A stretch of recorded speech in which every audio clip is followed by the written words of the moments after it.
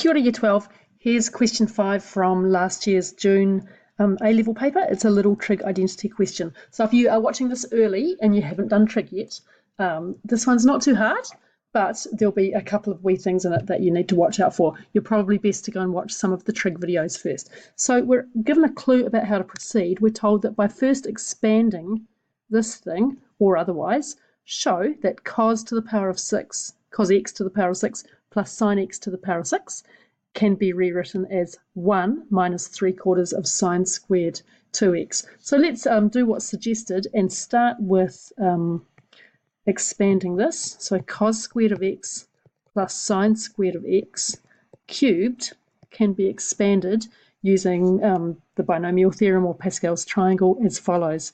So we're going to take this first and we're going to put it to the power of 3. So that's cos to the power of 6, cos x to the power of 6.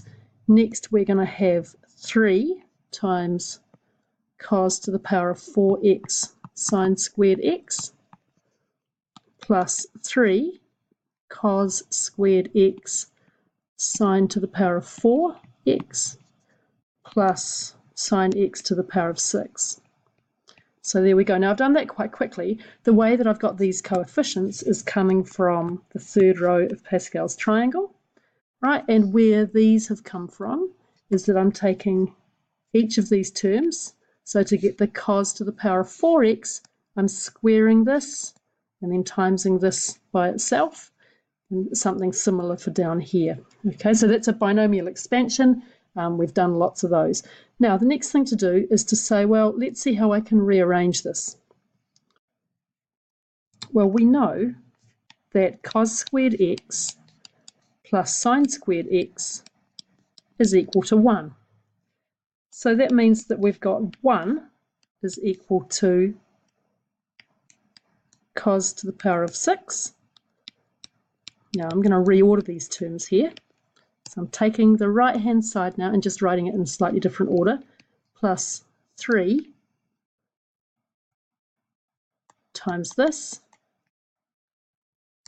plus 3 times this.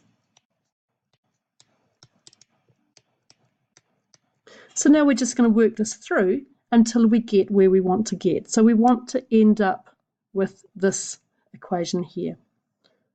Right, so it's a little bit different from a typical proof. I haven't started on the left and I'm to work through to the right.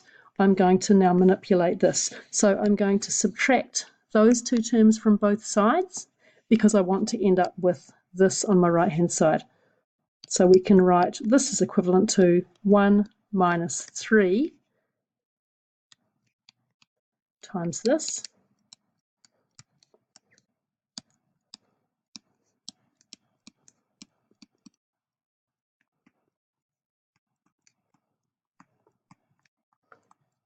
If you're quite new to doing trig identities, so remember that you want to make sure you show every little step. So just because you're a genius and in your head you can go the whole way to the end, that's not what this is about. It's about showing the reader how you've got from one line to the next. So we take baby steps each time. Now the next thing we can do is we look at where we're going and we want to end up with a sine squared of 2x. So sine of 2x is 2 times sine x cos x. So looking at this, we can apply, we can factorize out some stuff in here, and that's going to simplify. So this is equivalent to 1 minus 3.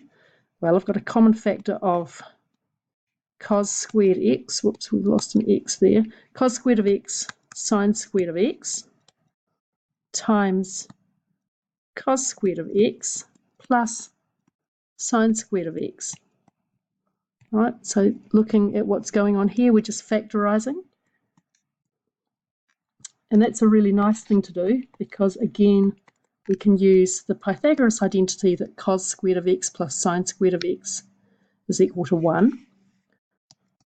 So we're just about there. We've got 1 minus 3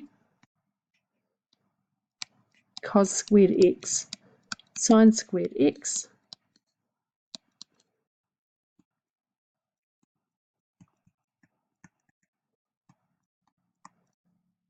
Now we want to work in this. So sine of 2x is equal to 2 sine x cos x. So we'll just plonk that in there. So we have 1 minus 3 times cos x sine x squared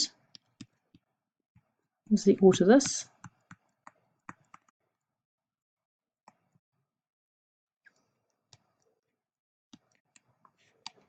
And this thing here is equal to a half sine of 2x squared.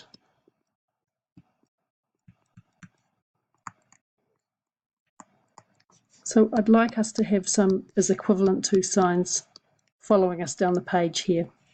Right, so that's equivalent to saying that 1 minus 3 quarters sine squared 2x is equal to the right-hand side. And if you look back at where we started, that's it. We are done. So we're just going to write as required.